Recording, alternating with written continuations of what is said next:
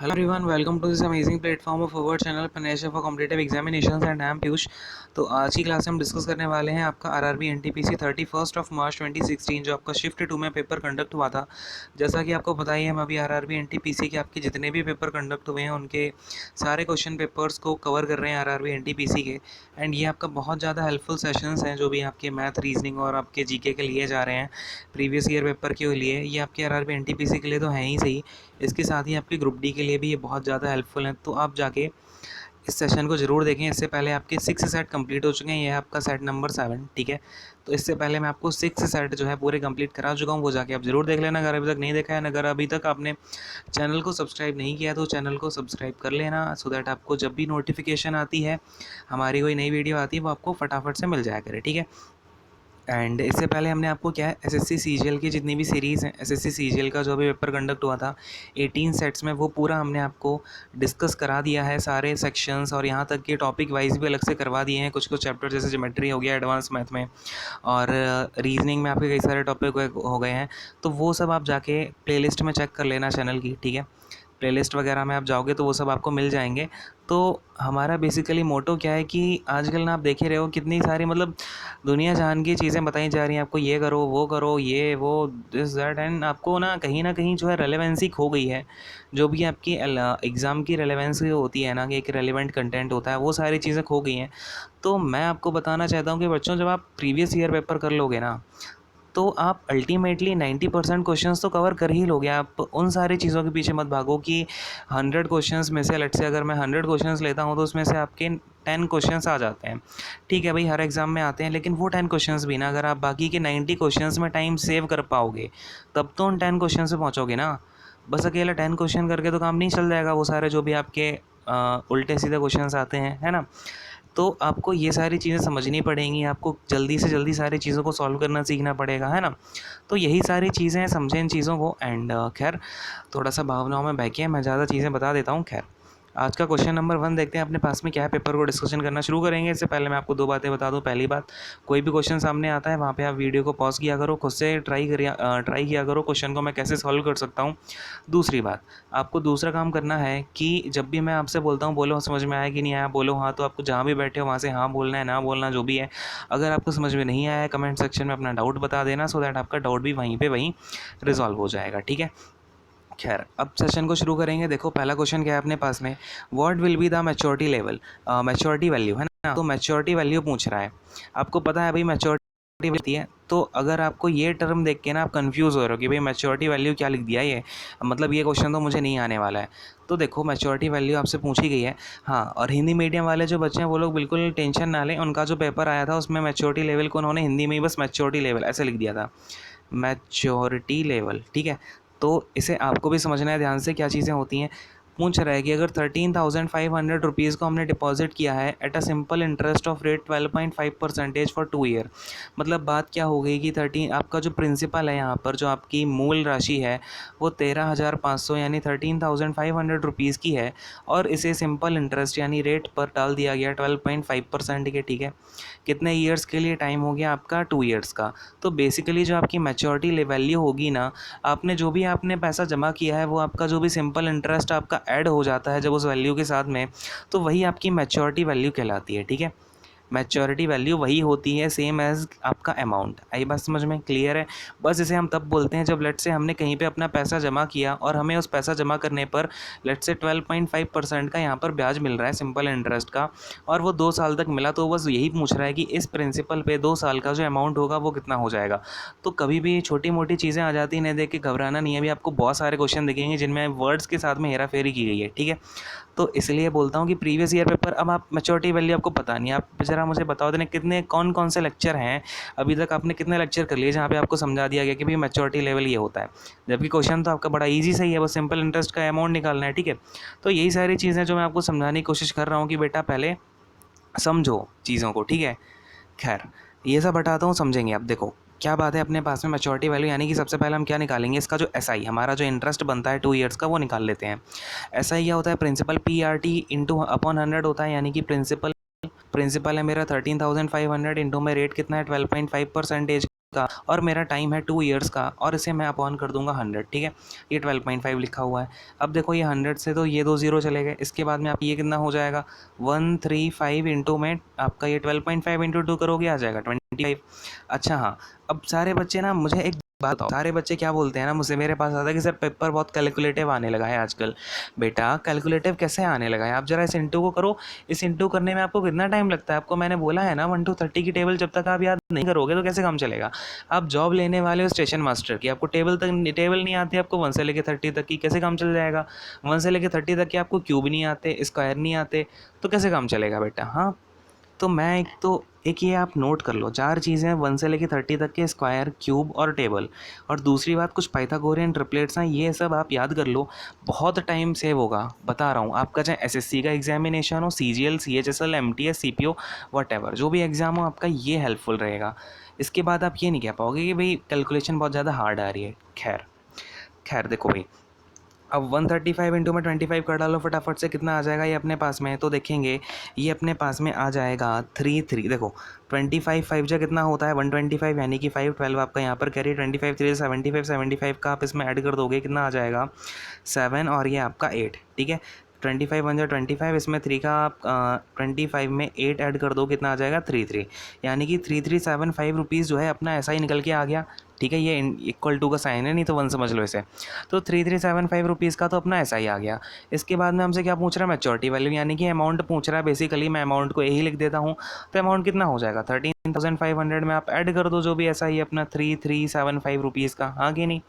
तो जो maturity level है, लेट्स से मैं इसे एम बोल देता हूँ या ऐसे मैं ए बोल देता हूँ, ये अपनी कितनी निकल के आ जाएगी, इसमें आप ऐड कर दोगे तो आ जाएगा ये 16 वेट अ सेकेंड, देखो कितना आ जाएगा ये 16 और आपका ये हो जाएगा 58, ठीक है।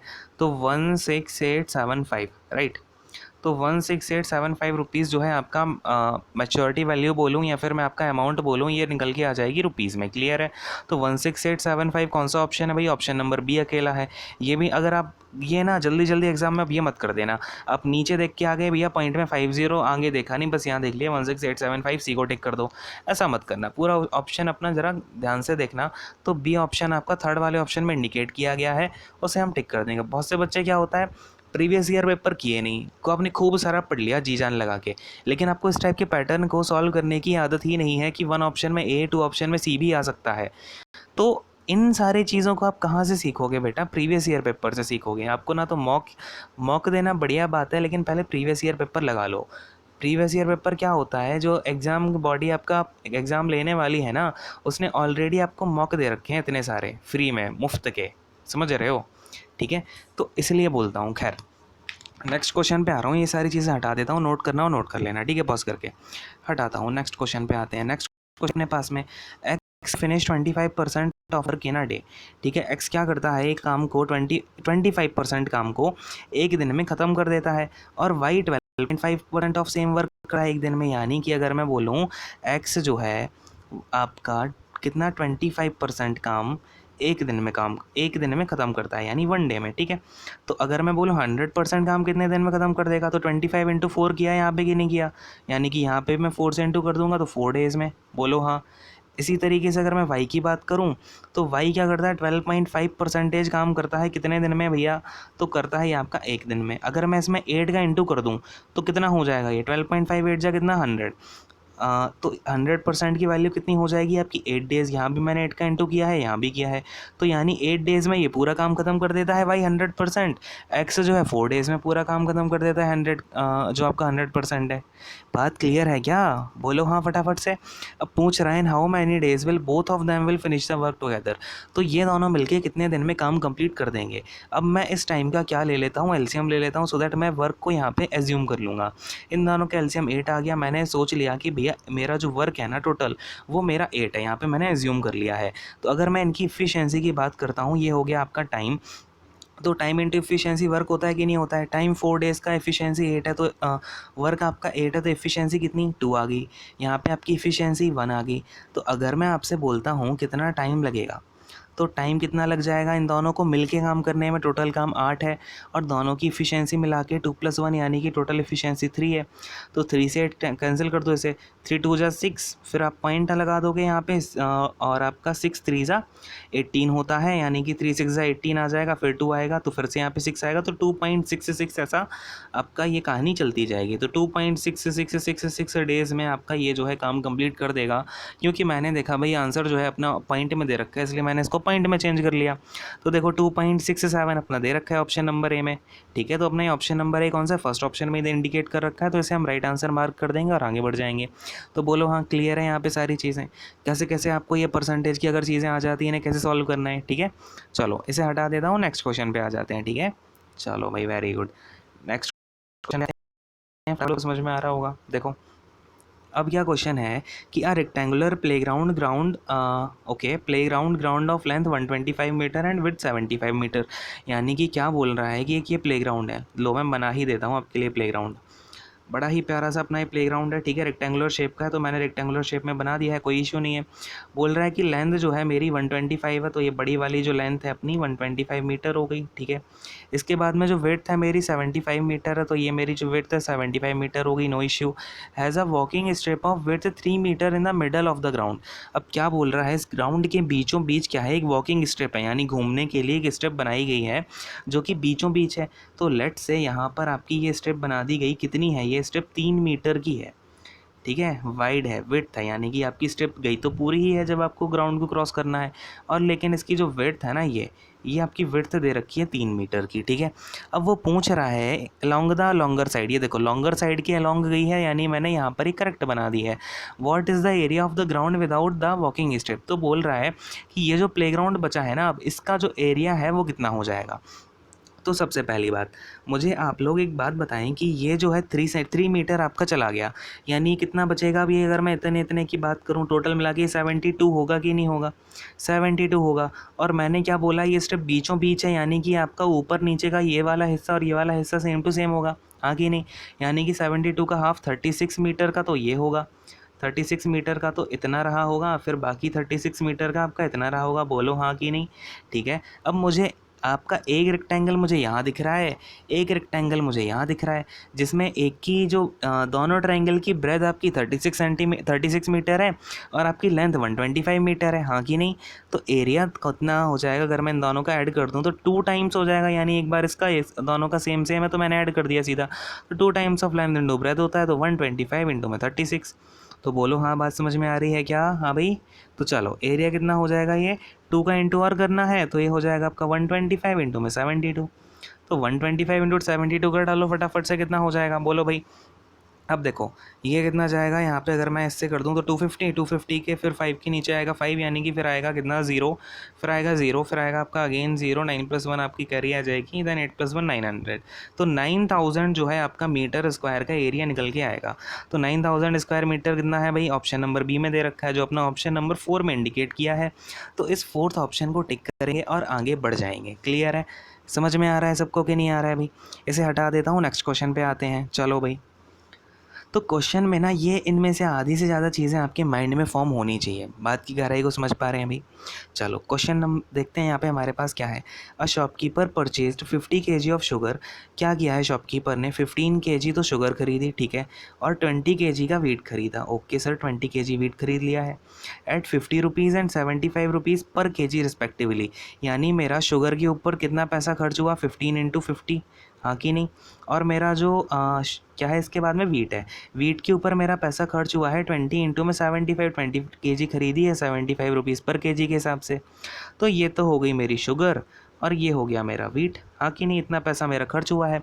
अब क्या हुआ ऑन सेलिंग दैम, अब क्या हुआ इन्हें बेचने पर क्या हुआ है ना कि फ़ायदा हुआ है 10% का तो शुगर पे, यानी कि इस पर तो आपको 10% का फ़ायदा हो गया, बढ़िया है। इसके ये 10 लिखा हुआ है, ठीक है। और इसके बाद में इस वाले पे आपको वीट पर हुआ है 20% का फ़ायदा, यानी कि 20% का फ़ायदा यहाँ हो गया, कोई टेंशन नहीं है भाई।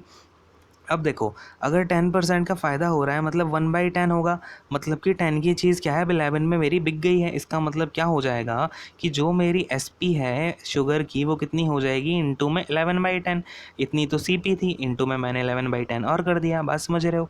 तो ये 10 से 10 का, ये 0 से 0 कैंसिल हो जाएगा, कितना बचेगा ये 55 इंटू में 15। क्लियर है, हाँ कि नहीं? ठीक है, अब देखो इसे करेंगे कितना आ जाएगा, 15 5 से 75, 7 कैरी 75, 7 8 25, हाँ कि नहीं?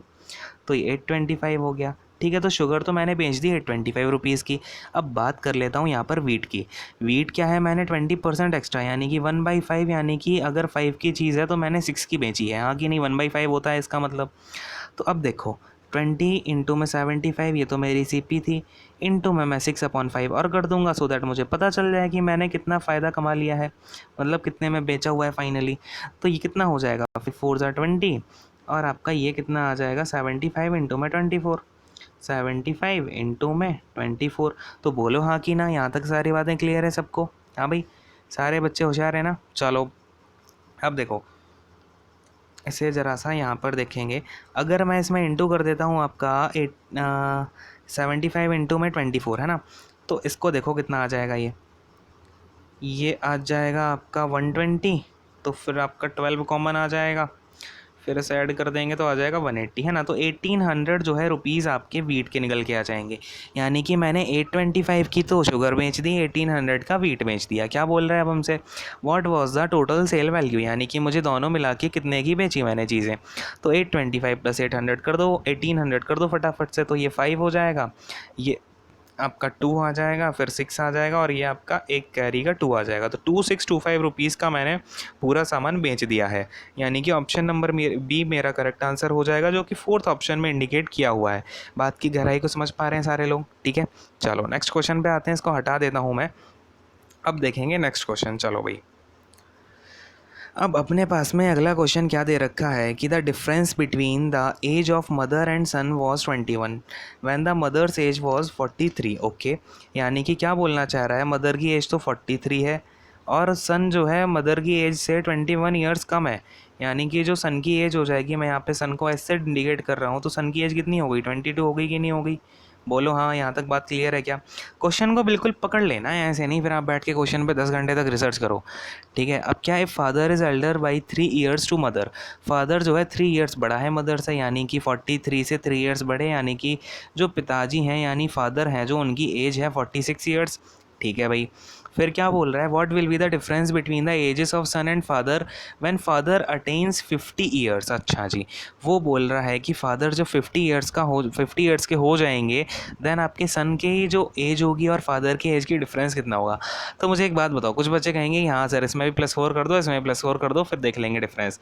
मुझे एक बात बताओ, आज के टाइम पे आप अपने पापा से जितने छोटे हो उतने ही छोटे तो आप बुढ़ापे तक रहोगे, है भाई?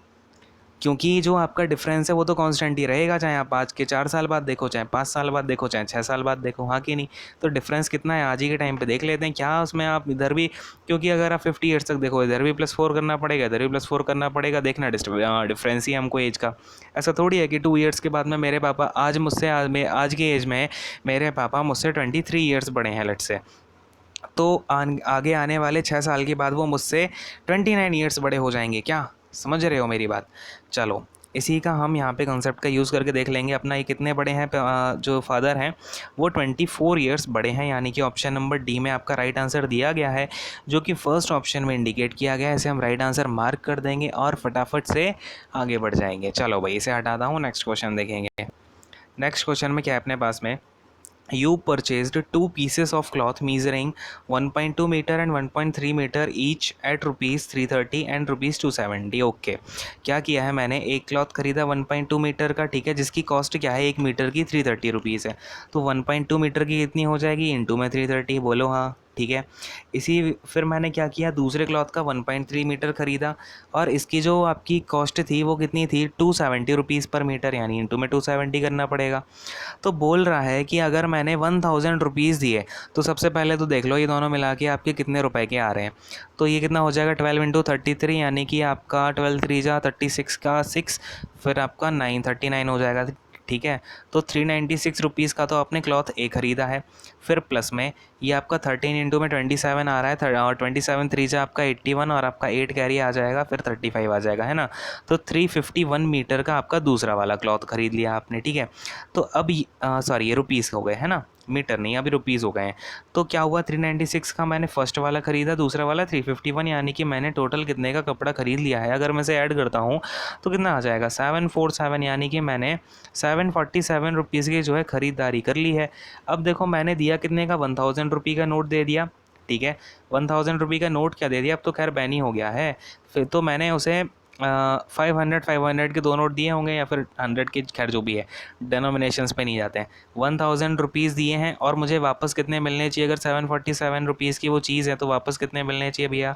तो ये आ जाएगा 5 इधर आपका, और ये आ जाएगा 2, यानी कि 253 रुपीज़ मुझे वापस मिलने चाहिए। ऑप्शन नंबर जो आपका ए में दिया गया है, यानी मेरा जो फर्स्ट वाला ऑप्शन जिसमें ए को इंडिकेट किया गया है, ये मेरा राइट आंसर हो जाएगा। बात समझ में आ रही है, ईजी से ही क्वेश्चन था, बस छोटी मोटी कैलकुलेशन थी, ठीक है। देख लिया आपने, वो भी कैसे फास्ट फास्ट कर सकते हो।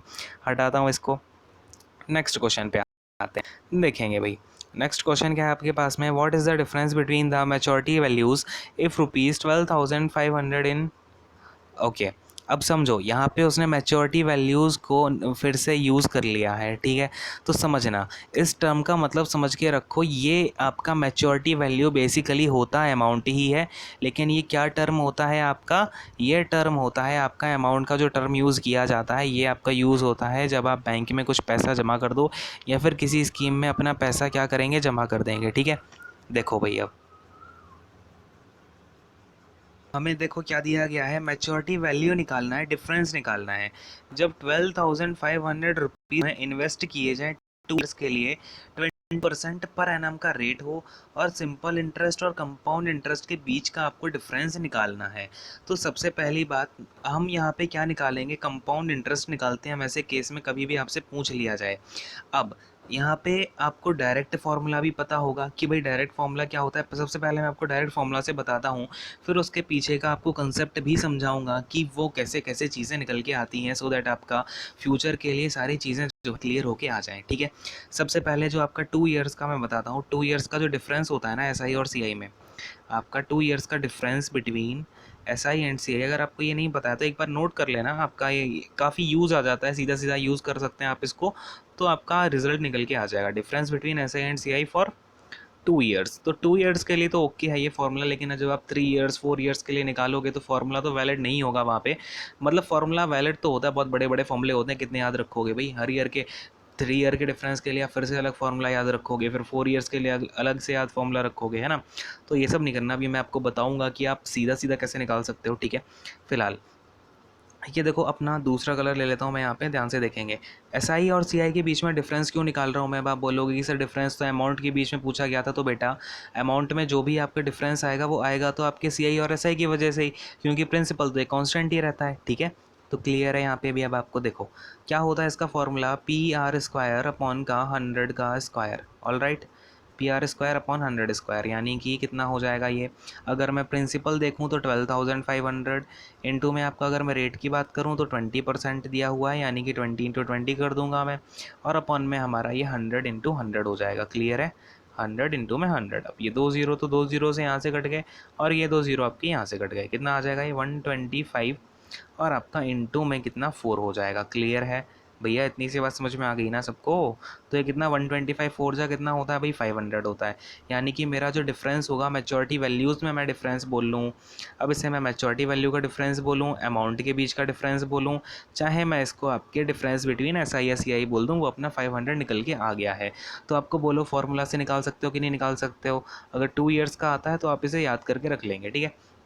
अब मैं ये सारी चीज़ें हटाता हूँ, थोड़ा समझाने की कोशिश करता हूँ, कॉन्सेप्ट से हटा रहा हूँ ये सारी चीज़ें। अब देखो, आप उसे नोट कर लेना, अगर आपने अभी तक फार्मूला नहीं आता है आपको, अगर आपने फार्मूला यूज़ करना नहीं सीखा है तो उसे भी यूज़ करना सीखो, है ना। क्योंकि एग्ज़ाम में आपको जो मैं ये वाला मेथड बता रहा हूँ, ये आपका 3 या 4 ईयर्स का जो डिफरेंस होगा उसके लिए ज़्यादा सुटेबल होगा। 2 ईयर्स के लिए तो आप कैसे भी निकाल लो, बड़ा ईजी सही है, मन में ही आप निकाल सकते हो, ठीक है।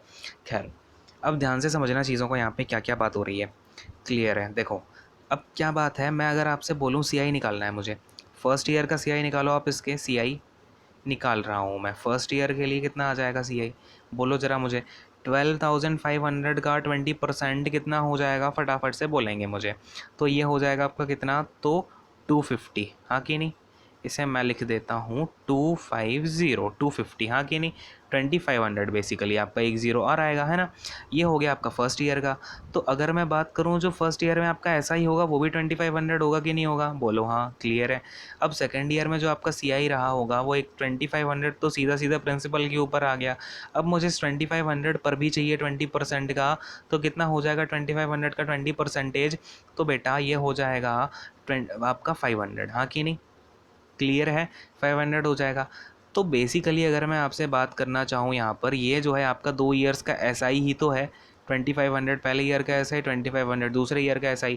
अब अगर मैं SI को माइनस करना चाहूँ इस पूरे CI से, तो मैं इतने को डिलीट कर देता हूँ, अपना जो 500 है वो मेरा क्या हो जाएगा, वही मेरा difference between SI and CI आ जाएगा। अब बेटा इस जो फॉर्मूला हम याद कर रहे थे, difference between SI and CI हो गया है, ठीक है।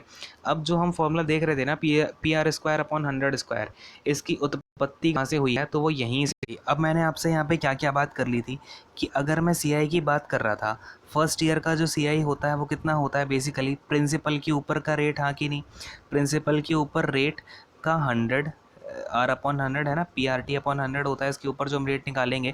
लेकिन 1 ईयर का जो रेट हो जाएगा वो PR/100 हो जाएगा कि नहीं हो जाएगा, क्लियर है इतनी सी बात। वही बात अगर मैं सेकंड ईयर के लिए करूँ, तो पहली बात तो आप प्रिंसिपल के ऊपर रेट निकाल लोगे, जितना भी होगा P/R/100। फिर प्लस में हम क्या करते हैं, ये वाला जो भी आपकी वैल्यू होती है इसी के ऊपर रेट निकालते हैं कि नहीं निकालते हैं। यानी कि हम क्या कर रहे हैं, बेसिकली PR/100 ये जो वैल्यू आ रही थी ना अपनी, इसी का हम क्या करते हैं, फिर से रेट निकाल लेते हैं। तो यहीं से आपका जो डिफरेंस होता है SI और CI का, उसकी उत्पत्ति हो जाती है कि अगर मैं इसे माइनस करता हूँ SI और CI के डिफरेंस को, तो बस अपना ये बच जाता है क्या, PR² अपॉन 100²। तो बात समझ गए। कभी फॉर्मूला भूल भी जाओ तो ऐसे कर लेना समझ में, सारी चीज़ें आई होप कि आपके माइंड में क्लियर हो गई होंगी। अब इससे बाद आप कभी इस चीज़ को नहीं भूलोगे, ठीक है। चलो हटा रहा हूँ ये सारी चीज़ों को, अब नेक्स्ट क्वेश्चन पे आते हैं फटाफट से। इसका ऑप्शन तो आपने टिक कर ही दिया होगा, डी वाला ऑप्शन, ठीक है। चलो कॉन्सेप्ट समझ में आ गया हो तो फटाफट से लाइक ज़रूर कर देना, ठीक है, जिससे मुझे भी ज़रा मोटिवेशन मिल जाया करे। आप लोगों को मोटिवेशन देने के लिए तो मैं बैठा हूँ, आगे नहीं। चलो हटाता हूँ इसको, देखो भाई नेक्स्ट क्वेश्चन देखते हैं अपने पास में क्या है। Find the greatest length which can be used to measure exactly 3 cloth pieces of length 1.26 metre, 1.98 metre and 1.62 metre. अब देखो ऐसा क्वेश्चन आपके पास जब भी आता है तो मैंने आपको एक बात बताई है, कभी भी आपसे पूछ ले ग्रेटेस्ट लेंथ या ग्रेटेस्ट, आपसे कुछ भी पूछ ले, ग्रेटेस्ट कॉमन फैक्टर पूछ ले, GCF नाम बदल के, GCF होता कुछ नहीं है, SCF ही होता है, हाईएस्ट कॉमन फैक्टर, GCF हो कुछ भी हो, आपसे ग्रेटेस्ट लेंथ पूछ ली, तो बेसिकली हमें करना क्या है ना, कि ये जो 1.26 मीटर है, 1.98 मीटर है, और ये जो आपका 1.62 मीटर है, इनका हमको बेसिकली बस क्या निकालना है, तो भैया इनका हमको HCF निकाल लेना है। वही हमारी ग्रेटेस्ट लेंथ होगी जिससे हम मेज़र कर सकते हैं एग्जैक्टली कितने क्लॉथ पीसेस निकलेंगे इतनी लेंथ के, ठीक है। तो HCF निकालने का तरीका देखो, सबसे पहली बात आपने देखा आंसर में सारे वैल्यू सेंटीमीटर में, तो इन्हें आप कर लो सेंटीमीटर में चेंज, कितने हो जाएंगे, ये 126 हो जाएगा, ये 198 हो जाएगा, और ये आपका बड़े ही आराम से 162 हो जाएगा। बेसिकली बात यह है कि पॉइंट जो है उड़ा दिए, ठीक। अब देखो मैंने क्या बोला, 126 को मैं लिख देता हूँ 18×7, किसी को कोई आपत्ति तो नहीं है, इसलिए बोलता हूँ टेबल बेटा याद कर लो। अभी कुछ लोगों को पक्के से 18, 17, 13, 19 इनकी टेबल याद नहीं होगी, फटाफट से कमेंट करके बताओ ज़रा किन किन को याद नहीं है इसकी टेबल, है भाई, ये नहीं करेंगे कमेंट, है। देखो 18×11 ये होता है 198, 18×11, और 162 को हम कैसे लिख सकते हैं, 18×9, हाँ कि नहीं।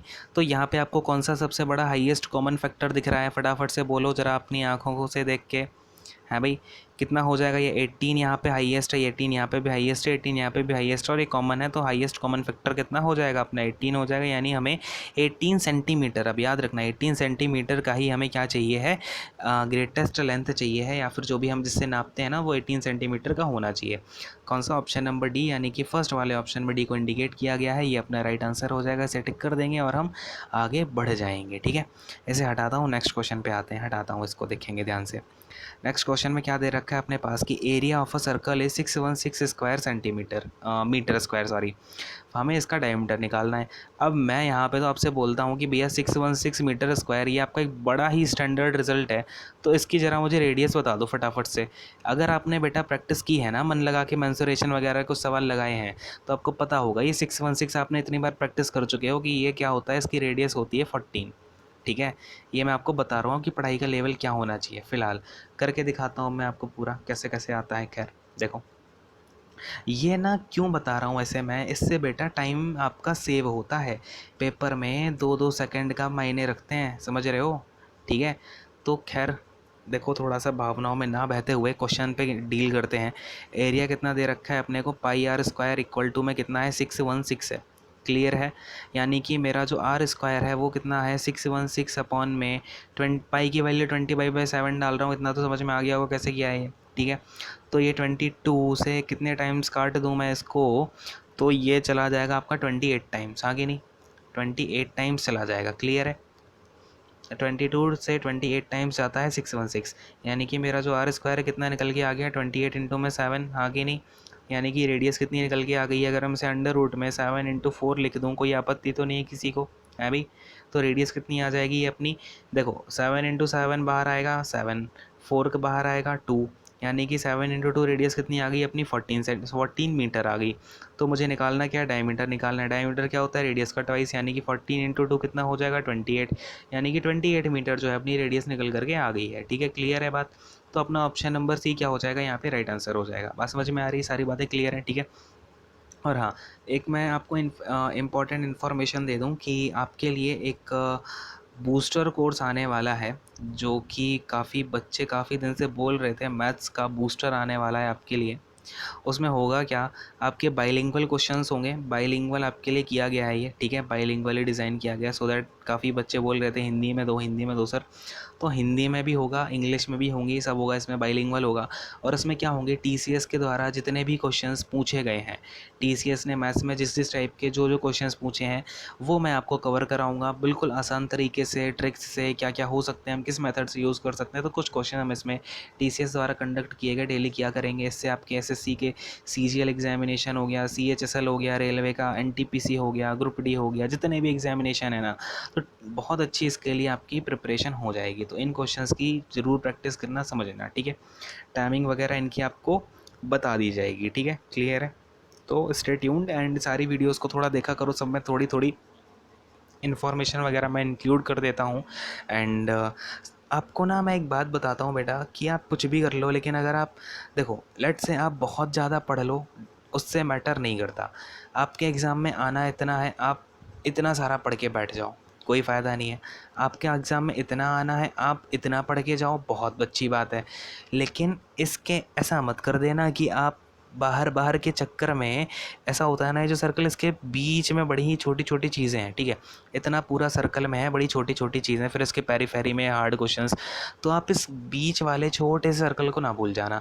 तो रेलेवेंसी अपनी देखते रहना, क्योंकि मैं देख रहा हूँ काफ़ी टाइम से, पता नहीं क्या क्या चल रहा है कि भाई लोग कुछ भी बता रहे हैं, ऐसे पढ़ो वैसे पढ़ो, ये वो, मतलब कुछ भी हो रखा है, दुनिया जहान की बातें। खैर, नेक्स्ट क्वेश्चन पे आते हैं अपने। देखो भाई, क्या है अपने पास में, क्या बोल रहा है, हमें इसका मीडियन निकालना है, मोड निकालना है, मीन निकालना है। तो सबसे पहले हम क्या करेंगे, इस पूरे डेटा को असेंडिंग ऑर्डर में अरेंज कर लेंगे। तो असेंडिंग ऑर्डर में अरेंज करो ज़रा बेटा फटाफट से, है भाई? देखो इसको कैसे अरेंज कर देंगे, 5 7 8 8, कितने टाइम है, 8 3 टाइम्स है। ठीक है, 9, फिर आपका 9, फिर एक 9, फिर एक 9। ठीक है, 4 टाइम्स तो 9 आ गया। अब देखो बेसिकली अपनी सीरीज़ में हो क्या रहा है, इसमें सबसे पहले हमें मीडियन निकालनी है, फिर मोड निकालना है, फिर मीन निकालना है, आगे नहीं। तो मैं क्या करता हूँ, मैं ना थोड़ी यहाँ पे चालाकी कर सकता हूँ, पता है क्या? सबसे पहले मोड निकाल के देखता हूँ। मोड तो बड़ा इजी होता है। मोड मैंने क्या सिखाया है, रिपीट मोड, यानी कि जो सबसे ज़्यादा बार आया हो रिपीट हुआ हो। तो 9 की फ्रीक्वेंसी 4 टाइम्स है ना, यानी कि 9 4 टाइम्स आया है सबसे ज़्यादा, तो मोड तो हो गया 9। यानी कि आप देख लो मोड वाली जगह 9 कौन कौन से ऑप्शन में है, तो भैया काफ़ी सारे ऑप्शन, 3 ऑप्शन में है। तो हमारा यहाँ से बस अकेला बी वाला ऑप्शन हट पाया है। अब फटाफट से मीडियन देख लो। अब देखो टोटल नंबर कितने हैं, 1 2 3 4 5 6 7 8 9, 9 नंबर है, यानी कि इनका जो मीडियन वाला नंबर होगा, मीडियन वाला नंबर वो कितना हो जाएगा n+1/2। ये आपका ऑड नंबर के लिए होता है, यानी कि आपका जो फिफ्थ नंबर होगा, फिफ्थ नंबर आपका मीडियन हो जाएगा। तो फिफ्थ नंबर कौन सा है, 1 2 3 4 और आपका 5। फिफ्थ नंबर है आपका 8, यानी कि आपका जो 8 है ये आपका मीडियन हो जाएगा, हाँ कि नहीं। ये हो गया अपना मीडियन। तो देखो भैया मीडियन के में 8 आपका कहाँ पे दे रखा है, तो अकेला इस ऑप्शन में और इस ऑप्शन में दे रखा है, तो आपका ए ऑप्शन यहाँ से ख़त्म हो गया, ठीक है। अब देखो, अब अगर मैं बात करूँ यहाँ पे मीन निकालने की, तो देखो मीन कैसे निकाला जाता है। मीन आपका होता है बेसिकली क्या है, एवरेज ही होता है। इन सारे नंबर्स को आप ऐड कर देंगे, यानी ऐड अगर करेंगे कितना हो जाएगा, ये 9 4 जा कितना होता है 36, 36 प्लस का 32 कर दो, और प्लस में अपने को कितना करना है, ये 12 करना है, तो कितना हो जाएगा ये 72 है ना। तो मीन हो जाएगा आपका 72 अपॉन में टोटल कितने नंबर थे, 9 थे, अपॉन में 9, तो 9 से कितने टाइम जाएगा, ये 8 टाइम्स जाएगा, यानी कि अपना जो मीन है वो भी अपना 8 निकल के आ गया। तो 8 मीन किस में है, सी वाले ऑप्शन में। सी वाला ऑप्शन क्या है अपना करेक्ट आंसर हो जाएगा। हम यहाँ पे फोर्थ ऑप्शन को टिक करेंगे और आगे बढ़ जाएंगे, ठीक है।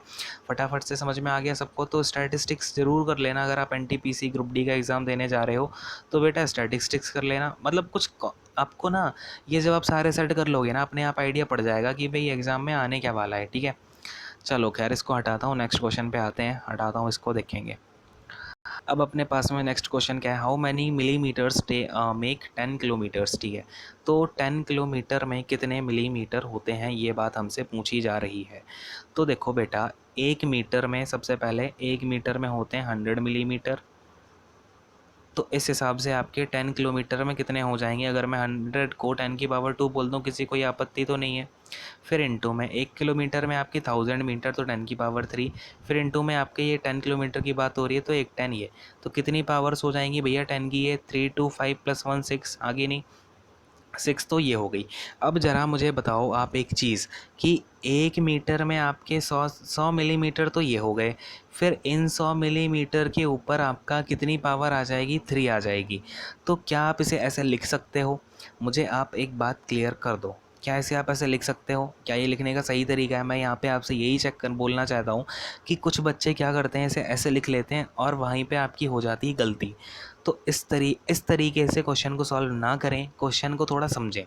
देखो कुछ ये आपकी बहुत सारे बच्चे गलती करते हैं, ठीक है, इसलिए मैंने आपको करके दिखा दिया, आप यहाँ पे ऐसे गलती कर सकते हो, ठीक है। हटा रहा हूँ इसको, अब समझना सही तरीका क्या होता है करने का। अब देखो बात हो रही है 10 किलोमीटर की, तो आप सीधा लिखोगे क्या, तो 10 किलोमीटर यानी कि 1 किलोमीटर में अगर मैं बात करूँ कितना होता है, 1 किलोमीटर में 10 की पावर 3 यानी कि 1000 मीटर होता है। अगर मैं आपसे बात करूँ 1 किलोमीटर में 10 की पावर 3 तो मीटर हो गया, तो अगर मैं यहाँ पर बात करूँ 10 की पावर का 1 मीटर में मिलीमीटर, और उसके ऊपर 3 क्या हो जाएगा आपका, 3 हो जाएगा इसका मीटर, यानी कि ये तो हो गया 1 मिली, आपका इतने पावर हो जाएगी मिलीमीटर की 1 किलोमीटर में। अब बात समझ में आई मैं क्यों वो चीज़ मना कर रहा था करने से, क्योंकि ये आपका होल पावर पे आएगा ना, कि आपका इंटू करके फिर अलग से पावर आएगी।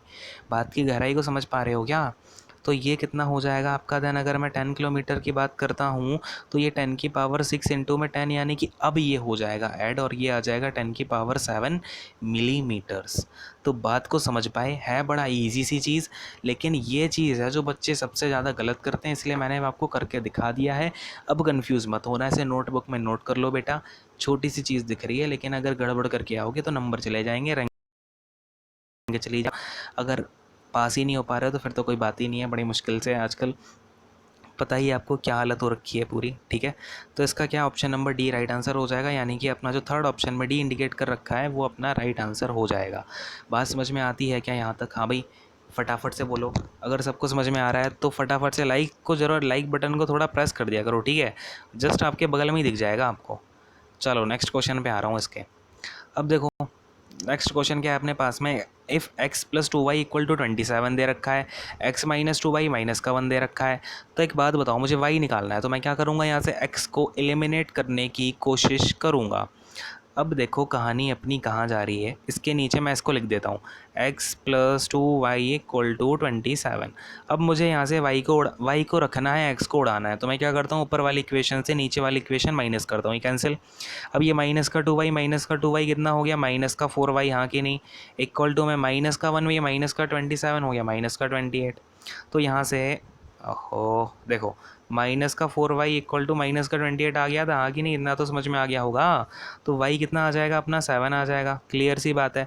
तो कौन सा सी वाला ऑप्शन करेक्ट हो जाएगा, जो आपके सेकंड ऑप्शन में इंडिकेट कर रखा है, इसे आप टिक कर दोगे फटाफट से और आगे बढ़ जाओगे अपना क्वेश्चन सही करते हुए, ठीक है। समझ में आ गया कि नहीं आ गया, छोटी सी चीज़ थी ये तो। चलो भाई नेक्स्ट क्वेश्चन पे आ रहा हूँ, इसको हटाते हैं। अब देखो, तो अब देखो ध्यान से, हमें इस क्वेश्चन में क्या दे रखा है समझेंगे। हमें पूछा गया है इन सारे डेसिमल में कौन सा सबसे छोटा है, ठीक है। तो सबसे पहले यहाँ पे आपको फटाफट से देखना होगा 0.2 इंटू 0.2 इंटू 0.2 कितना हो जाएगा आपका 0.00 और आपका 8, क्लियर है। तो कितना आ जाएगा 0.008, ठीक है।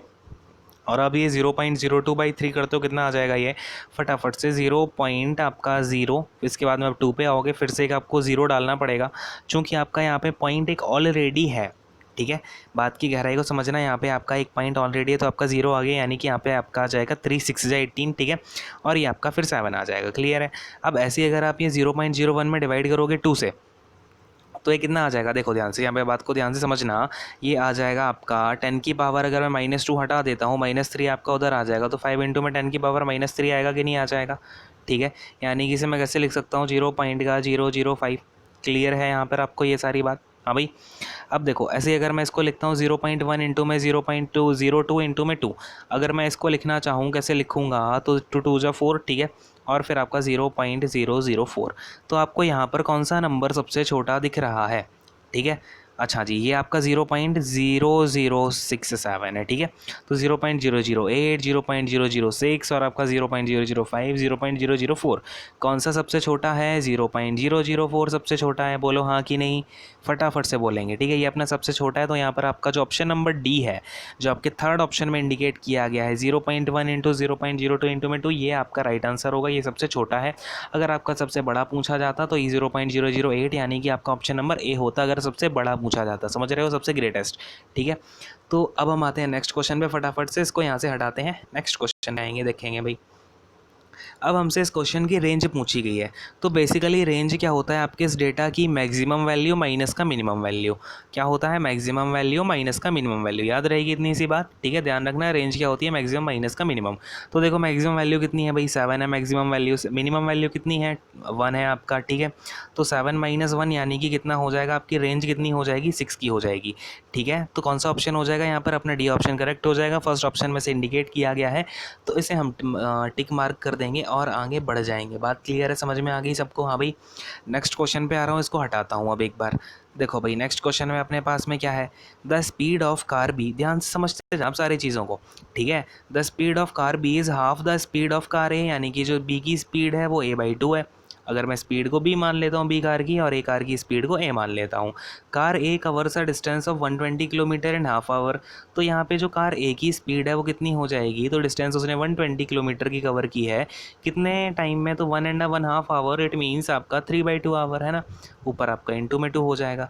यानी ए की जो स्पीड है कितनी हो जाएगी, 80 किलोमीटर पर आवर हो जाएगी कि नहीं हो जाएगी, बोलो हाँ फटाफट से, फटाफट से हाँ तो बोलना है, ठीक है। अब आपकी ए की स्पीड आ गई 80 किलोमीटर पर आवर, तो जो बी की स्पीड है वो कितनी हो जाएगी, 80/2 यानी कि 40 किलोमीटर पर आवर, बोलो हाँ, ठीक है।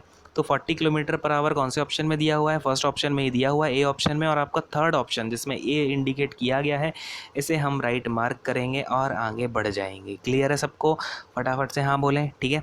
और अगर सेशन अच्छा लगता है तो कमेंट करके ज़रूर बताना, ठीक है, कैसा लगा आपको, कैसी क्या चीज़ें हैं, तो हेल्प हो पा रही है सबकी, नहीं हो पा रही है, समझ में आ रहा है कैसा क्या आ रहा है, ठीक है, ये सारी चीज़ें बता दिया करो। अब नेक्स्ट क्वेश्चन पे आ रहा हूँ, इसको हटाता हूँ, देखेंगे नेक्स्ट क्वेश्चन में क्या है अपने पास में। What number should be deducted from 1184 to make it exactly divisible by 21? तो मेरी बात को यहाँ पर बिल्कुल ध्यान से सुनना। अब देखो भाई ऐसे कैसे करना है, आपने को क्या पूछा है कि 1184 से हमें कितना डिडक्ट करें कि ये डिविजिबल हो जाए 21 से। तो सबसे पहले क्या करो, 21 का डिवाइड कर दो 1184 में, ठीक है। कोई इश्यू तो नहीं किसी को। अब देखो 21 5 जा कितना हो जाएगा 105, ये आ जाएगा आपका कितना, तो ये 3 आ जाएगा, ये 1 आ जाएगा, ये 134 हो गया। अब 21 से आप 6 टाइम्स करोगे कितना आ जाएगा, ये 126 आ जाएगा, हाँ कि नहीं। तो देखो ये रिमाइंडर कितना बच रहा है, मुझे ज़रा एक बात बताओ, रिमाइंडर यहाँ से बच रहा है 8, यानी कि अगर मैं इस 8 ये जो रिमाइंडर आ रहा है ना मेरा, ये 8 मैं इससे माइनस कर दूँ तो मुझे मेरा ये जो नंबर इसके बाद आएगा वो डिविजिबल हो जाएगा 21 से। बात समझ में आ रही है कि नहीं आ रही है। तो इसका मतलब मुझे ये जो नंबर दिया गया है 1184, इसमें से क्या माइनस करना है, 8 को ही माइनस करना है इसे। अगर मैं ये जो मेरा रिमाइंडर बच रहा है 8 क्या है मेरा यहाँ पर रिमाइंडर है, ठीक है। तो 8 ये जो रिमाइंडर है इसे मैं माइनस कर दूंगा इस नंबर में से, तो मेरा ये जो 21 से है डिविजिबल हो जाएगा।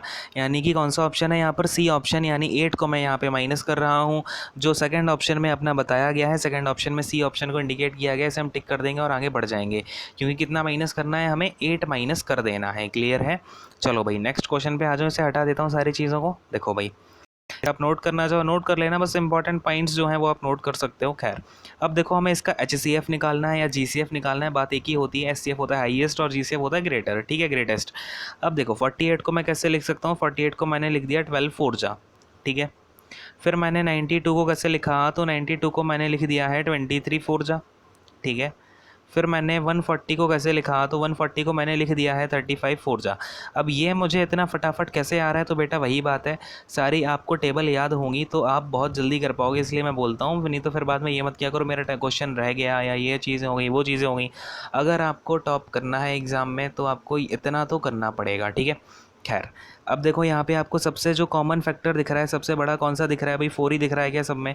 तो अपना 4 क्या हो जाएगा, हाईएस्ट कॉमन फैक्टर, यानी कि SCF यहाँ पर निकल के आ जाएगा। वैसे अगर आप पूरा इसको खोल के तोड़ ताड़ के इसे पूरा करने की कोशिश करोगे ना तो बहुत टाइम लग जाएगा बेटा, इसलिए बोलता हूँ फॉर्मूला जो आपके टेबल्स होती हैं उनको थोड़ा सा याद कर लो। याद क्या कर लो, आप प्रैक्टिस करोगे अपने आप टेबल याद होंगी, कैसे नहीं होंगी। आप ज़रा 1 मंथ तक प्रैक्टिस करके आना, फिर मुझसे बोलना कि सर मुझे याद नहीं हो रही टेबल, है भाई, ऐसा थोड़ी होता है। खैर अपना कितना कौन सा है, 4th आ गया, यानी कि ऑप्शन नंबर सी में अपना 4 दिया गया है, यानी कि जो 4th ऑप्शन है जिसमें सी ऑप्शन इंडिकेट किया गया है ये अपना राइट आंसर हो जाएगा। हम इसे टिक कर देंगे और आगे बढ़ जाएंगे। हटाता हूँ इसको, नेक्स्ट क्वेश्चन पे आते हैं अपने। देखो नेक्स्ट क्वेश्चन क्या दे रखा है, what is the standard deviation of, ये हमारा एक सेट है, इसकी हमें स्टैंडर्ड डेविएशन निकालनी है। तो मैंने आपको हर बार अब ये क्वेश्चन देखो हर सेट में आ रहा है, तो मैं इसे अभी तक 7 टाइम्स तो बता ही चुका हूँ, हर सेट में आ रहा है इसका मतलब, ठीक है, 7th सेट है आपका। फिर से समझ लो ऐसे। अब स्टैंडर्ड डेविएशन क्या होता है, इसे हम सिग्मा से डिनोट करते हैं। ये इक्वल टू होता है आपका अंडर रूट ऑफ वेरिएंस, और वेरिएंस को किससे डिनोट किया जाता है, तो वेरिएंस को डिनोट किया जाता है आपकी सिग्मा स्क्वायर से, ठीक है। तो सिग्मा स्क्वायर का रूट कर देंगे तो सिग्मा मिल जाएगा, जो कि स्टैंडर्ड डेविएशन होता है। अब चलो भैया वेरिएंस की बात आ गई है, इसे हटा देता हूँ। वेरिएंस समझते हैं, वेरिएंस कैसे निकाला जाता है। तो देखो वेरिएंस इक्वल टू में आपका होता है क्या, तो देखेंगे ध्यान से। ये मैंने x1 बोला, ठीक है, x1 क्या हो जाएगा। अब देखो सबसे पहले आपको काम क्या करना होता है, ये जो भी डेटा दिया है इसको अरेंज कर लो, कैसे, असेंडिंग ऑर्डर में, यानी कि 8 9 10 11 12, ठीक है।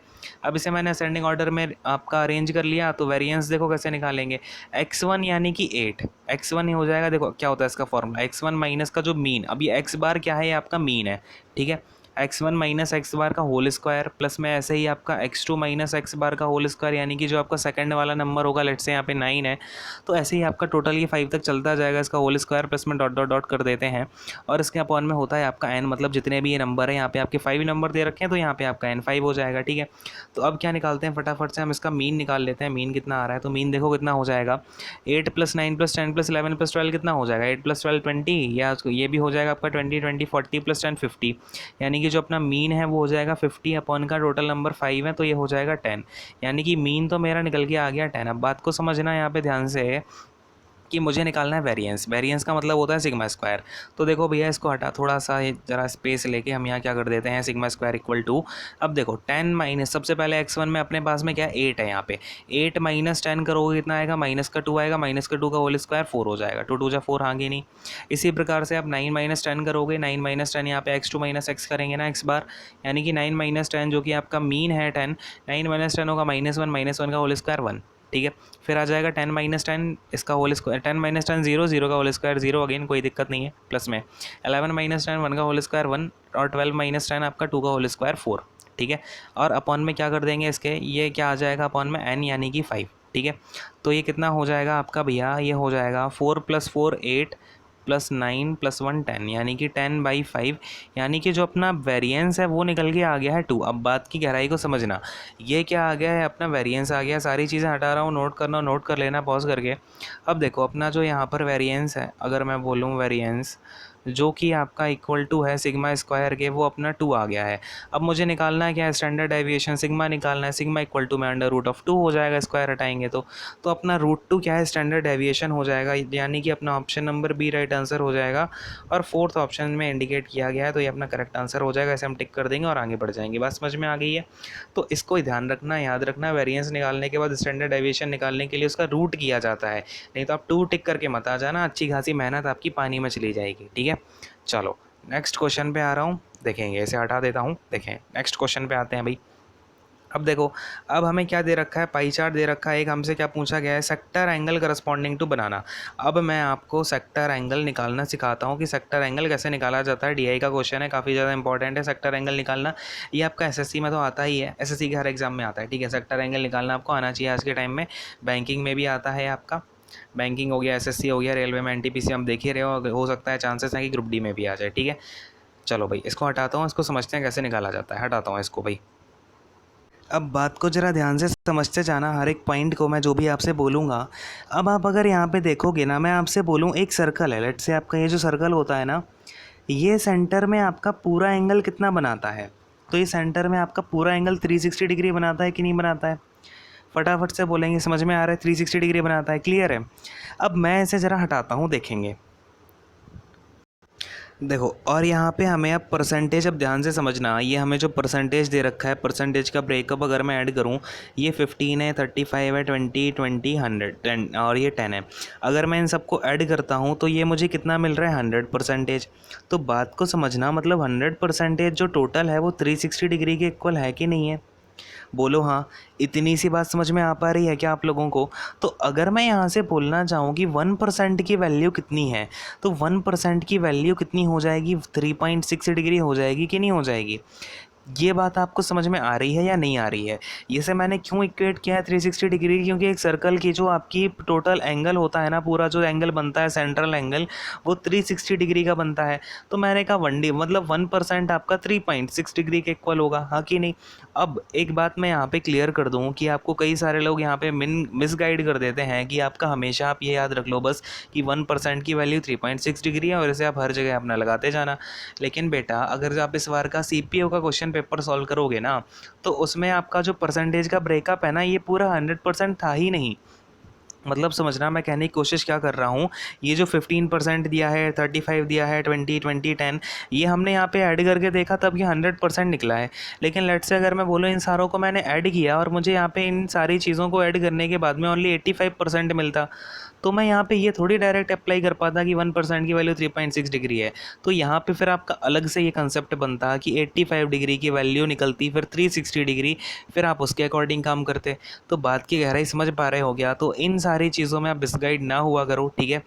तो अब देखो, अब मैं इसे ज़रा यहाँ से हटा देता हूँ सारी चीज़ों को। हमें फ़िलहाल अपने लिए इस क्वेश्चन के लिए पता चल गया कि 1% की वैल्यू यहाँ पर तो 3.6 डिग्री यूज़ हो रही है, ठीक है? तो फ़िलहाल अब इसे हटा देता हूँ। अब देखो, अब हमसे पूछा गया है सेक्टर एंगल करस्पॉन्डिंग टू बनाना। बनाना कितना है, 15% है। मुझे पता है 1% की वैल्यू कितनी आ रही है, 3.6 डिग्री आ रही है। तो 15% जो अपना बनाना का सेक्शन है उसकी वैल्यू कितनी हो जाएगी, 3.6 इंटू 15 हो जाएगी कि नहीं हो जाएगी? और ये डिग्रीज़ में होगा, यानी कि 15 6 जा 90 और आपका 9 ही है, 15 3 जा कितना होता है भाई, 45 और 9 कितना हो जाएगा, ये आपका 54 हो जाएगा और ये 54.0 डिग्री निकल के आ जाएगा। बात समझ में आ रही है क्या सबको? तो ये कितना हो जाएगा, 54.0 डिग्री, यानी 54 डिग्री अपना सेंट्रल एंगल निकल के आ जाएगा, या फिर मैं बोलूँ सेक्टर एंगल निकल के आ जाएगा बनाना के लिए। कौन सा ऑप्शन हो जाएगा? बी ऑप्शन अपना राइट आंसर हो जाएगा, जो हमको सेकंड ऑप्शन में इंडिकेट किया गया है। तो बोलो ये बात समझ में आई क्या? हाँ भाई, फटाफट से बोलेंगे समझ में आया कि नहीं आया? हाँ बोलो भाई। ठीक है, चलो नेक्स्ट क्वेश्चन पे आते हैं। अब इसे मैं हटा देता हूँ, नेक्स्ट क्वेश्चन पे आता हूँ। अगर कोई भी डाउट होता है कमेंट सेक्शन में पूछ लेना, ठीक है? ज़्यादा शर्माना मत, फटाफट से कमेंट सेक्शन में पूछ लेना। आगे बात समझ में? चलो, शर्मा शर्मा आगे अपने आधी ज़िंदगी तो बिता दी है अपनी। देखो भाई, अब इस क्वेश्चन में क्या दे रखा है हमको। अब देखो भाई, हमें यहाँ पे क्या पूछा गया है, एक बार थोड़ा सा जूम कर देता हूँ सो दैट हमें थोड़ा आसानी से दिख जाएगा, देखेंगे भी। हमसे क्या बोल रहा है, what is the ratio of chikoo and mango trees to that of jamun, orange and banana tree. तो हम यहाँ पे डायरेक्ट चीकू और मैंगो का देख लेते हैं कितना परसेंटेज है। चीकू का 20% है और अपना मैंगो का 35% है, मतलब टोटल कितना हो गया, 55% हो गया, ठीक है। अब क्या दूसरी बात हो रही है, जामुन, ऑरेंज एंड बनाना। जामुन कितना है भाई, जामुन है अपना 10%, इसके बाद में ऑरेंज कितना है 20%, इसके बाद में बनाना कितना है 15%, टोटल कितना हो गया भाई 45। ठीक है, तो रेशियो कितना निकल के आ जाएगा फटाफट से देखो, आप 5 से करोगे 11 आ जाएगा और यहाँ पे 9 आ जाएगा, ठीक है। तो 11:9 क्या हो जाएगा, हमारा रेशियो निकल के आ जाएगा किस किस का, तो भैया ये और अपना रेशियो आ जाएगा चीकू एंड मैंगो ट्रीज़ का और जामुन, ऑरेंज एंड बनाना ट्रीज़ का। कौन से ऑप्शन में है, सी ऑप्शन में अपना आंसर दिया गया है, जो कि सेकंड ऑप्शन में इंडिकेट किया गया। ये हमारा क्या हो जाएगा, करेक्ट आंसर हो जाएगा। हम इसे टिक कर देंगे और फटाफट से आगे बढ़ जाएंगे, ठीक है। यहाँ तक बात क्लियर है, सबको समझ में आ गया भाई। फटाफट से नेक्स्ट क्वेश्चन पे मूव ऑन करते हैं। देखो भाई, अब हमसे नेक्स्ट क्वेश्चन में क्या बोला गया है कि भाई if there are in all 960 trees, बोल रहा है कि अगर सारे ट्रीज़ अपने 960 हैं, टोटल ट्रीज़ की वैल्यू 960 है, तो how many of them are mango trees. तो देखो मैंगो ट्री कितने हैं भाई, 35% है, तो 960 का क्या करेंगे, 35% निकाल लेंगे तो हमें पता चल जाएगा कितने मैंगो ट्रीज़ हैं। तो ये 0 से 0 कैंसिल हो जाएगा, फिर आपका ये चला जाएगा पॉइंट में, यानी कि 96 इंटू में 3.5। अब भी इसका करो कितना होता है, तो ये हो जाएगा आपका 3360, ठीक है, 3360 आ जाएगा, यानी पॉइंट यहाँ पे पॉइंट आ जाएगा। तो 336 जो है अपने मैंगो ट्रीज़ होंगे, यानी कि अपना ऑप्शन नंबर डी क्या हो जाएगा, यहाँ पे राइट आंसर हो जाएगा। बात समझ में आ रही कि नहीं आ रही। अपना बोला गया था टोटल मैंगोज, हमने उसमें से टोटल जो ट्रीज़ थे हमारे 960, हमें पता है मैंगो 15% है, तो हमने 960 का 15% निकाल लिया है। क्लियर है यहाँ तक बात की नहीं है। चलो भाई नेक्स्ट क्वेश्चन पे आते हैं, इसको हटा देता हूँ। देखो भैया, अब अपने पास में नेक्स्ट क्वेश्चन क्या है, हमसे यहाँ पे क्या पूछा जा रहा है, in which quadrant will the point 4, be located. तो देखो भाई, आपको पता ही होगा कि हमारे 4 क्वाड्रेंट्स होते हैं, देखो ऐसे होते हैं। अब इसमें होता क्या है, ये अगर आपकी एक्स एक्सिस है, ठीक है, अब समझना चीज़ें क्या क्या हैं आपकी यहाँ पर। मैं यहाँ पे कलर चेंज कर देता हूँ। ये क्या होता है, आपकी एक्स एक्सिस होती है जो आपकी हॉरिजॉन्टल बनी हुई है, ठीक है, ये हो गई आपकी एक्स एक्सिस। और ये जो वर्टिकल बनी हुई है ये हो जाएगी आपकी क्या, तो वाई एक्सिस हो जाएगी। क्लियर है। अब देखो, एक्स एक्सेस ये हो गई, वाई एक्सेस ये हो गई। अब ये जो इतना पोर्शन है ना, यहाँ पे ये जो दोनों एक्सेस मिल रही हैं, ये हो गया पॉइंट 0। अब यहाँ जितना भी होता है ये होता है प्लस का, ये होता है आपका माइनस का पोर्शन, यानी ये हो गया माइनस का एक्स, ये हो गया प्लस का एक्स, ठीक है। अब अगर मैं ऐसे ही ऊपर की बात करूँ तो यहाँ का पूरा पोर्शन होता है प्लस का वाई, ये नीचे का पूरा पोर्शन होता है माइनस का वाई। क्लियर है सबको भाई। अब देखो हमसे क्या पूछा है, 4, -2, यानी कि हमारा ये कैसे लिखा जाता है, ये एक्स कॉमा वाई के फॉर्म में लिखा जाता है। यानी एक्स क्या है, 4 है, यानी पॉजिटिव एक्स। तो पॉजिटिव एक्स कहाँ होता है, मतलब इस वाले पोर्शन में रहेगा। इन दोनों में से ये फर्स्ट क्वाड्रेंट होता है, ये सेकंड क्वाड्रेंट होता है, ये थर्ड क्वाड्रेंट होता है, और अपना ये क्या होता है, फोर्थ क्वाड्रेंट होता है, ठीक है। इतनी सी बात समझ में आ गई। अब देखो क्या बोल रहा है वो, 4, -2 कौन से क्वाड्रेंट में आएगा। तो एक बात समझो, x तो पॉजिटिव है और y है नेगेटिव। तो देखो y नेगेटिव कहाँ होता है, नीचे इसी पोर्शन में। आपका जो फोर्थ क्वाड्रेंट है इसमें आपका x जो होता है वो पॉजिटिव होता है, y नेगेटिव होता है, यानी कि फोर्थ क्वाड्रेंट में अपना जो पॉइंट है 4, -2 वो लाई करेगा। कौन सा है, फोर्थ क्वाड्रेंट, यानी कि ये अपना ऑप्शन नंबर 3 में इंडिकेट किया गया है। तो अपना ऑप्शन नंबर 3 क्या हो जाएगा, राइट आंसर हो जाएगा। हम इसे टिक कर देंगे और आगे बढ़ जाएंगे। क्लियर है, यहाँ तक बात समझ में आ गई सबको। चलो नेक्स्ट क्वेश्चन पे आते हैं, फटाफट से इसको यहाँ से हटा देता हूँ। अब नेक्स्ट क्वेश्चन पे आ जाते हैं। देखो भाई, हमसे यहाँ पे क्या पूछा गया है, फाइंड द वैल्यू ऑफ। अब देखो इतना बड़ा दे रखा है ना, हमसे देखो इसे सॉल्व करने का आपका क्या तरीका होना चाहिए, क्या अप्रोच आपको लगानी है क्वेश्चन पेपर में। अब देखो क्या है अपने पास में, x³ दिया हुआ है, यानी 4 का क्यूब कितना हो जाएगा, 64, हाँ कि नहीं। फिर अंदर क्या हो जाएगा, ये 64 माइनस का आपका 16 और माइनस का 4, ठीक है, यानी कि 64 इंटू में इसमें से क्या हो जाएगा, 20 माइनस कर दोगे 64 में से तो 44 आ जाएगा, ठीक है। अब हमें ना इसको कैलकुलेट नहीं करना है, 64 इंटू 44 करने की कोई ज़रूरत नहीं है। आप इसमें अगर यूनिट डिजिट देखोगे, ये 4 है, इसकी यूनिट डिजिट 4 है, इन दोनों का इंटू कराएंगे तो लास्ट में आपकी यूनिट डिजिट जो है वो 6 बचेगी। अब 6 यूनिट डिजिट के आपके यहाँ पे अगेन देखो, अब 2 ऑप्शन आ गए, नहीं आ गए, यहाँ पे 6 यूनिट डिजिट के अपने 2 ऑप्शन आ गए। अब मुझे एक बात बताओ आप ज़रा ध्यान से सोच समझ के कि अगर मेरा यहाँ पे 60 होता, ये 60 होता, लेट्स से ये 40 होता, ये आपको ना थोड़ा माइंड में एज्यूम करके चलना ही पड़ेगा। अब 60 इंटू 40 करते हैं तो ही आता है ये आपका 24। लेकिन अगर मैं यहाँ पे 64 और 44 करूँगा तो 24 से कहीं ज़्यादा इसकी वैल्यू निकल के आएगी कि नहीं आएगी, 2400 प्लस आएगी। ठीक है, अब 2400 से कहीं ज़्यादा वैल्यू अपनी ओनली 2816 है, यानी ऑप्शन नंबर ए को आप राइट आंसर कर दोगे और इसे आगे बढ़ जाओगे। ठीक है, यानी अपना ऑप्शन नंबर 1 क्या हो जाएगा, राइट आंसर हो जाएगा। और आपको एक काम और करना है कि आपको यहाँ पर ये 64 इंटू 44 खुद से एक बार कैलकुलेट करके भी देखना पूरा। ठीक है, अभी तो आपके पास में टाइम ही टाइम है ना, है भाई। अब इसे पूरा कैलकुलेट करके देखना, ज़्यादा बड़ी कैलकुलेशन भी नहीं है, ये तो आपके क्लास 3rd के 2nd के बच्चे करते हैं। खैर, इसे हटा देता हूँ, नेक्स्ट क्वेश्चन पे आते हैं। अब इसे हटा रहा हूँ, देखेंगे अब नेक्स्ट क्वेश्चन क्या है अपने पास में। 97 इंटू में 97। अब देखो इसे करने का क्या तरीका होना चाहिए अपना। 97 है, से मैंने 100 - 3 लिख दिया, फिर आपका 97 है, से मैंने 100 - 3 लिख दिया, यानी कि a - b का होल स्क्वायर हो गया ये तो। यानी कि ए स्क्वायर कितना हो जाएगा, 10000। ठीक है, ए स्क्वायर प्लस बी स्क्वायर यानी कि 3 का स्क्वायर 9, और इससे हमें माइनस कर देना है क्या, तो 2ab यानी कि 2 इंटू 3 इंटू 100 यानी कितना हो जाएगा, ये आपका 600 हो जाएगा। क्लियर है। अब ये हम 10,000 में से 600 को माइनस कर देंगे, कितना बचेगा फटाफट से बताएं मुझे। 600 चला गया यानी कि अपना कितना बचेगा भाई, 10,000 में से 9400 बचेगा। क्लियर है, 9400 प्लस 9 कितना हो जाएगा, ये 9409। हाँ कि ना, क्लियर है। तो अपना ये 9409 क्या हो जाएगा, राइट आंसर हो जाएगा। ऑप्शन नंबर बी में दे रखा है, यानी अपना सेकंड ऑप्शन क्या हो जाएगा, करेक्ट आंसर हो जाएगा। तो ये बात क्लियर हुई। ये क्या है, a - b into a - b, मैंने बोला 100 - 3 का होल स्क्वायर हो गया, ये क्या मैंने हटा दिया, ये इसका होल स्क्वायर का फॉर्मूला लगा दिया यहाँ पे बड़े ही आराम से। ठीक है, तो a - b का होल स्क्वायर का फॉर्मूला सबको आता है ना, फटाफट से कमेंट सेक्शन में बता देना, हाँ भाई आता है। चलो भाई इसे हटा दूँ, यहाँ तक क्लियर है सबको। नेक्स्ट क्वेश्चन पे आता हूँ, इसे हटा के। अब देखो भाई नेक्स्ट क्वेश्चन दे रखा है हमको। अब हमें निकालनी है find the value of cos 1110 degree. ठीक है, तो हमें यहाँ पर कॉस 1110 डिग्री की वैल्यू निकालनी है, यानी कि अगर मैं बोलूँ इसे कॉस, अब ये जो 1110 डिग्री है, इसे मैं इसे देखो कैसे तोड़ रहा हूँ, इसे मैं लिख देता हूँ 360 इंटू में 4 और प्लस में कितना, तो समझना इसे मैंने लिख दिया है प्लस में 30। तो बेसिकली ये क्या होता है, 360 इंटू 4 आपको पता ही होगा कि कितना होता है, ये 1080 होता है, 1080। हाँ कि ना, क्लियर है। ए वेट अ सेकेंड, ये हमारा 1080 क्यों होगा, ये होगा 0 और आपका 4 1440 हो जाएगा। अरे भाई ये तो अपनी कहानी थोड़ी सी आगे चली गई। वेट अ सेकेंड, इसको हम 3 पे लेके आते हैं। ठीक है, 100, ये अपना 4 नहीं होगा, 3 पे होगा, क्योंकि 4 तो थोड़ा सा ज़्यादा चला गया। 3 कितना हो जाता है आपका, ये 3 से इंटू कराओगे तो 1080 निकल के आता है। क्लियर है, 3 का आपका आता है 1080, यानी कि हम इसे 1080 प्लस 30 लिख सकते हैं। हाँ कि ना, क्लियर है। तो मैंने अब देखा ये तो 360 की रोटेशन हो गई, यानी कि इससे तो हमें कोई मतलब नहीं, ये आ जाएगा अपना कितना, cos 30 डिग्री है भाई। हाँ कि ना, क्लियर है इतनी सी बात। तो मुझे फटाफट से बताओ जरा cos 30 की जो वैल्यू होती है वो कितनी होती है। ठीक है, तो अपना क्या हो जाएगा, ये राइट आंसर हो जाएगा cos 30। और यहाँ पे आप जरा आंसर को चेक करके बताओ अपना क्या आंसर आपको यहाँ पर ठीक लग रहा है। ठीक है, चलो भाई नेक्स्ट क्वेश्चन पे आते हैं, इसको हटाते हैं यहाँ से फटाफट से। अब देखो नेक्स्ट क्वेश्चन अपने को क्या दे रखा है, sine theta equal to 2/3, then find the value of sec theta and cot theta.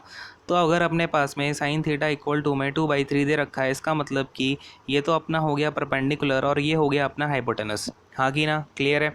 तो यहाँ से मेरा जो बेस होगा वो कितना आ जाएगा, ये आ जाएगा अंडर रूट का h का स्क्वायर यानी कि 3 3 9 माइनस का p का स्क्वायर यानी 2 2 4। तो बेस कितना आ जाएगा इसका, अंडर रूट का 5 आ जाएगा कि नहीं आ जाएगा। अब मुझे पी बी एच सारे पता है, सेक थीटा की वैल्यू निकालनी है। सेक थीटा क्या होता है अपना, तो सेक थीटा होता है बेस अपॉन का हाइपोटेनस अपॉन का बेस, है ना। तो हाइपोटेनस है 3 और बेस है √5। क्लियर है, तो सेक थीटा तो हो जाएगा 3/√5। यहाँ तक बात क्या समझ में आती है सारी चीज़ें। और कॉट थीटा निकालना है। कॉट थीटा क्या होता है, b/p, यानी कि बेस हमारे पास में है √5 और परपेंडिकुलर कितना है, परपेंडिकुलर है हमारा 2, तो √5/2 क्या हो जाएगा अपना कॉट थीटा हो जाएगा। क्लियर है, √5/2 अपना कॉट थीटा हो गया, यानी कि अपना कौन सा ऑप्शन राइट आंसर हो जाएगा। तो देखेंगे फटाफट से, अपना सी वाला जो ऑप्शन है इसमें हमें करेक्ट दे रखा है, तो ये हमारा क्या हो जाएगा, राइट आंसर हो जाएगा। अब आप सोच रहे हो कि सर ये तो 3√5/5 दिया, 3√5/5 दिया हुआ है, तो बेटा इसमें आप 4√5 का √5 में इंटू कर दोगे, तो देखो ऊपर नीचे मैंने क्या किया, √5 का मल्टीप्लाई कर दिया, तो ये ऊपर आ जाएगा 3√5, नीचे आ जाएगा 5√5। हाँ कि ना, ठीक है, छोटी सी चीज़ है। अगर कोई भी डाउट होता है तो आप कमेंट सेक्शन में पूछ ही सकते हो, ठीक है। तो आपका ये कितना आ गया, √5/2 और ये 3√5/5, क्लियर है। ऑप्शन नंबर सी यानी कि जो फोर्थ ऑप्शन है सी को इंडिकेट कर रहा है, ये अपना राइट आंसर हो जाएगा।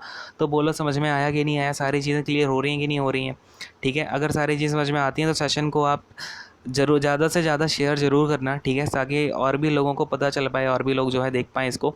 एंड इन सारी चीज़ों से ना हमें बहुत सारा मोटिवेशन मिलता है, सो दैट हम आपके लिए और भी अच्छी अच्छी सीरीज़ लेके आ पाएँ। और आप चैनल की प्लेलिस्ट में जाके तो चेक कर ही सकते हो, काफ़ी सारा अच्छा आपको रेलेवेंट कंटेंट मिल ही जाएगा, ठीक है। खैर, इसको हटाता हूँ, अब देखते हैं अपना नेक्स्ट क्वेश्चन क्या है। हटा रहा हूँ इसको, नोट करना हो नोट कर लेना, ठीक है। चलो भाई, तो देखो भाई, अब हमारे पास में नेक्स्ट क्वेश्चन क्या है, हमें सिंप्लीफाई करना है इस इक्वेशन को, ठीक है। अब ध्यान से समझो क्या लिखा हुआ है, x⁵ डिवाइडेड बाई x⁴, ठीक है। फिर इसका क्या करना है, होल क्यूब, और ये डिवाइड करना है हमें x से। तो अब देखो x⁵ है, ये 4 है, ये तो पूरा कट जाएगा, यानी कि x³ अपॉन में x करना है, तो ये कितना हो जाएगा, यहाँ पे आपकी पावर 2 बच जाएगी, तो कितना हो जाएगा, x² हो जाएगा। बोलो हाँ कि ना। तो अपना ऑप्शन नंबर भी यहाँ पे क्या हो जाएगा, राइट आंसर हो जाएगा। तो समझ में आया कि नहीं आया, बोलो हाँ, कैसे करें हमने ये, ठीक है, क्लियर हो गया अच्छे से। चलो नेक्स्ट क्वेश्चन पे आता हूँ, इसको हटा देता हूँ यहाँ से। आप देखेंगे नेक्स्ट क्वेश्चन क्या है अपने पास में, an article was sold for ₹2400 at a discount of 20%। अब बात को समझना, कभी भी डिस्काउंट किस पे दिया जाता है, तो मार्क्ड प्राइस पे आपका डिस्काउंट दिया जाता है, और फिर उस पर डिस्काउंट देने के बाद बनता है आपका सेलिंग प्राइस, ठीक है। अब देखो हमें सेलिंग प्राइस दिया हुआ है ₹2400 का, और हमसे क्या बोल रहा है, डिस्काउंट के बाद है ये प्राइस, जब हमने 20% का डिस्काउंट दिया हुआ है। तो बेटा एक बात बताओ, अगर मैं बोलूँ मेरा MP 100 था, तो मेरा SP कितना हो गया है, 80 हो गया है। मतलब 80 की वैल्यू 2400 है, तो हमें 100 की वैल्यू निकालनी है, तो कितनी हो जाएगी MP हो जाएगा अपना 2400 इंटू में 100 और अपॉन में 80। बोलो हाँ कि ना। अब ये कितने टाइम चला जाएगा, 30 टाइम चला जाएगा। मतलब मेरा MP कितना हो गया, 30 इंटू 100, मतलब कि ₹3000 मेरा क्या हो गया है, MP निकल के आ गया यहाँ से। बोलो हाँ कि नहीं, ठीक है। अब ये ₹3000 तो MP निकल के आ गया।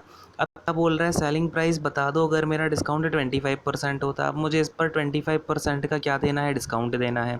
इसका मतलब अगर मैं 3000 पर 20% का डिस्काउंट दे देता हूँ, मतलब मैंने 75 का बेच दिया 100 की चीज़ को, तो 100 से ये 2 ज़ीरो चले जाएंगे, और 75 3 आपका होता है 225, और एक ज़ीरो और आ जाएगा, तो 2250 में अब आपका उसने सामान को बेच दिया है, जब डिस्काउंट 25% का है। तो कौन सा ऑप्शन नंबर है अपना क्या हो जाएगा, राइट आंसर हो जाएगा, जो सेकंड ऑप्शन में अपने को इंडिकेट किया गया है। क्लियर है यहाँ तक सारी बातें, समझ में आया कि नहीं आया, बोलो हाँ फटाफट से। चलो नेक्स्ट क्वेश्चन पे आ जाते हैं। अब देखो अपने पास में नेक्स्ट क्वेश्चन क्या है, a tank can be filled in 30 minutes. Tank क्या करता है, 30 मिनट में फिल हो जाता है। There is a leakage which can empty the tank in 90 minutes. तो देखो अब हम लेट्स से बोलते हैं, ये तो अपना क्या हो गया, पाइप हो गया, और ये एक लीकेज हो गया। लीकेज क्या करता है, 90 मिनट में पूरे टैंक को खाली कर देता है। तो बात को समझने की कोशिश करना, 30 मिनट में ये वाला पाइप टैंक को भर देता है, लीकेज 90 मिनट में आपका टैंक पूरा खाली कर देता है। तो ओवरऑल पूरा काम किस पे हो रहा है, ये टैंक पे हो रहा है। तो टैंक का जो टैंक की कैपेसिटी है मैं 90 मान लेता हूँ, ठीक है। अब टैंकी की कैपेसिटी 90 है, तो जो पहला वाला पाइप है इसकी इफ़िशियंसी लेट्स से अपनी 3 है, दूसरे वाले की जो इफ़िशियंसी है 1 है, लेकिन ये क्या कर रहा है, ड्रेन कर रहा है। तो ये खाली कर रहा है, मतलब माइनस का हमें लगाना पड़ेगा, तो माइनस का 1 हो जाएगा ये लीकेज आपका, और पाइप हो जाएगा आपका 3 प्लस का 3। अब क्या बोल रहा है, therefore the tank will be filled in. तो जो टाइम लगेगा टैंक को फिल होने में वो कितना लगेगा। तो बस अब देखो 90 हमारा टोटल कैपेसिटी है, और टोटल टाइम कितना लगेगा, इफ़िशियंसी कितनी हो जाएगी आपकी, 3 इफ़िशियंसी से भर रहा है, लेकिन आपका उसके साथ ही -1 इफ़िशियंसी उसकी ड्रेन होती जा रही है, तो टोटल इफ़िशियंसी 2 हो जाएगी। यानी कि अगर मैं टाइम देखूँ कितना आ जाएगा, ये 45 मिनट्स का मेरा टाइम निकल के आ जाएगा। बोलो हाँ कि नहीं, क्लियर है यहाँ पे सारी बातें, ठीक है। तो 45 मिनट्स अपना राइट आंसर हो जाएगा, ऑप्शन नंबर बी, यानी सेकंड ऑप्शन जिसमें बी को इंडिकेट किया गया है, ये अपना राइट आंसर हो जाएगा। क्लियर है, इसको मैं हटा रहा हूँ। अब नेक्स्ट क्वेश्चन पे आते हैं, इसको हटा देता हूँ। देखो भाई, अब नेक्स्ट क्वेश्चन में हमको दे रखा है, the product was sold for ₹4500 at a profit of 12.5%, then हमें अमाउंट ऑफ प्रॉफिट बता देना है। तो अब ध्यान से समझो, 12.5% का मतलब क्या हुआ, 1/8, ये इक्वल टू 1/8 होता है कि नहीं होता है। अब हमसे बोल रहा है कि अगर देखो 8 अगर मैं यहाँ पे बोलूँ ये CP है ये SP है, तो अगर 8 मेरा CP है तो SP कितना हो जाएगा, 9 हो जाएगा। बोल रहा है कि सोल्ड किया है 4500, मतलब 90 जो SP है उसकी वैल्यू 4500 दे रखी है, तो 1 की वैल्यू कितनी हो जाएगी, 500 हो जाएगी। मुझसे क्या पूछ रहा है, प्रॉफिट पूछ रहा है। CP अगर मेरा 8 है, SP 9 है, तो प्रॉफिट कितने का हो रहा है, 1 का ही तो हो रहा है, और 1 की वैल्यू मुझे पता है 500 रुपीज़ है। तो मेरा जो अमाउंट ऑफ प्रॉफिट हो जाएगा कितना हो जाएगा, 500 रुपीज़ हो जाएगा, जो कि ऑप्शन नंबर C में हमें दे रखा है। यानी मेरा थर्ड वाला ऑप्शन जो C को इंडिकेट कर रहा है, मैं इसे राइट मार्क कर दूंगा और आगे बढ़ जाऊंगा, हाँ कि नहीं। ठीक है, तो यहीं पे आपके क्या होते हैं, इसे आप नोट कर लेना। इसे मैं हटा रहा हूँ ज़रा। ये 30 क्वेश्चन ख़त्म हो जाते हैं एंड आई होप कि आपको ये वाला सेशन भी एज़ ऑलवेज हमेशा की तरह पसंद आया होगा। यहाँ पे आपका अगला सेट भी कंप्लीट हो जाता है। फिर हम नेक्स्ट क्लास में मिलते हैं कल सुबह अगेन इसी टाइमिंग पे आपसे नेक्स्ट सेट के साथ में। ठीक है, तो नेक्स्ट वाला सेट डिस्कस करेंगे। आई होप कि आपको सारी चीज़ें क्लियर हो रही होंगी एंड ज़्यादा से ज़्यादा शेयर किया करो। ठीक है, जितना ज़्यादा शेयर करोगे उतना ज़्यादा मुझे मोटिवेशन मिलता है। पता है आपको, जैसे होता है ना जी, आप बहुत सारी मेहनत करते हो, उसके बाद में आपको जब अच्छे मार्क्स मिल जाते हैं ना, तो आपको बड़ी खुशी होती है, अप्रिसिएशन आपको मिलता है, तो बहुत अच्छा लगता है। तो मुझे भी बस ऐसे ही, आपको जितना अच्छा मैं कंटेंट दे रहा हूँ उतना ही अच्छा आप लोगों का रिस्पॉन्स आता है, तो बड़ा अच्छा लगता है। ठीक है, तो लाइक कर देना सेशन को, और अगर आपने अभी तक चैनल को सब्सक्राइब नहीं किया तो कर देना। आप चाहें कोई भी एग्ज़ाम की प्रिपरेशन कर रहे हो, आप हमारे चैनल पे जाके देखोगे तो CGL Tier 2 के लिए भी कंटेंट है, Tier 1 के लिए भी कंटेंट है, CHSL वालों के लिए भी चल रही हैं classes, NTPC and group D की भी चल रही हैं, तो आप जाके ज़रूर चेक करें। एंड थोड़ा सा इन अफवाहों से दूर रहें जो आपकी चल रही हैं कि ये यहाँ से पढ़ो नहीं होगा सिलेक्शन, अगर यहीं से पढ़ोगे तभी सिलेक्शन होगा, नहीं तो और कहीं से नहीं होगा। तो ये सारी चीज़ें छोड़ो बेटा, आप जब तक अपनी खुद से पढ़ोगे नहीं ना, तब तक कुछ नहीं होना करना है। ठीक है, मैं अपने एक्सपीरियंस से बता रहा हूँ, मैंने भी कुछ एग्ज़ाम्स क्वालिफाई किए हैं, सो मैं सोचता हूँ कि मैं आपके लिए राइट पर्सन हूँ ये सारी चीज़ें बताने के लिए। तो खैर यहीं पर सेशन को एंड करेंगे and thank you so much, bye bye, take care, God bless you all, thank you.